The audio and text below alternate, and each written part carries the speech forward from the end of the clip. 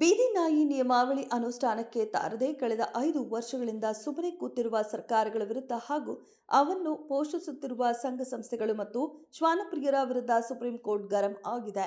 ಬೀದಿ ನಾಯಿಗಳ ಮೇಲೆ ಅಷ್ಟು ಪ್ರೀತಿ ಇದ್ರೆ ನಿಮ್ಮ ಮನೆಯಲ್ಲಿ ಯಾಕೆ ಸಾಕುತ್ತಿಲ್ಲ ಎಂದು ಶ್ವಾನಪ್ರಿಯರು ಹಾಗೂ ನಾಯಿ ಪ್ರಿಯ ಸಂಸ್ಥೆಗಳು ಅದು ಪ್ರಶ್ನಿಸಿದೆ.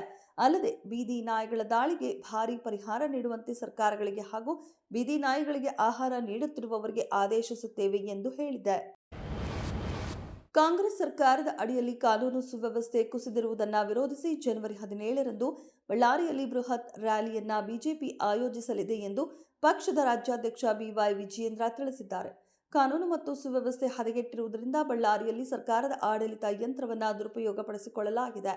ಕಾಂಗ್ರೆಸ್ ಶಾಸಕರೊಬ್ಬರು ತಮ್ಮ ಗೂಂಡಾಗಿರಿಯಿಂದ ಭಯದ ವಾತಾವರಣವನ್ನು ಸೃಷ್ಟಿಸಿದ್ದಾರೆ ಎಂದು ವಿಜಯೇಂದ್ರ ಹೇಳಿದರು.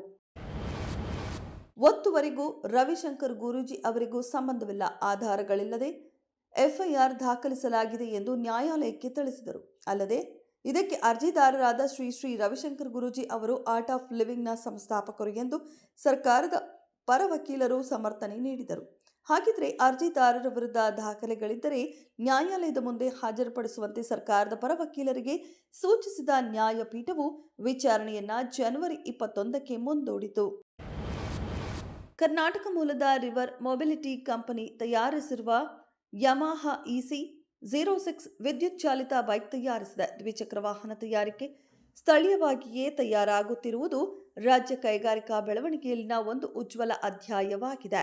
ಇದಕ್ಕೆ ನಮ್ಮ ಸರ್ಕಾರ ಸಹ ಅಗತ್ಯ ಸಹಕಾರ ನೀಡುತ್ತಿದೆ ಎಂದು ಬೃಹತ್ ಮತ್ತು ಮಧ್ಯಮ ಕೈಗಾರಿಕಾ ಸಚಿವ ಎಂಬಿ ಪಾಟೀಲ್ ಹೇಳಿದರು.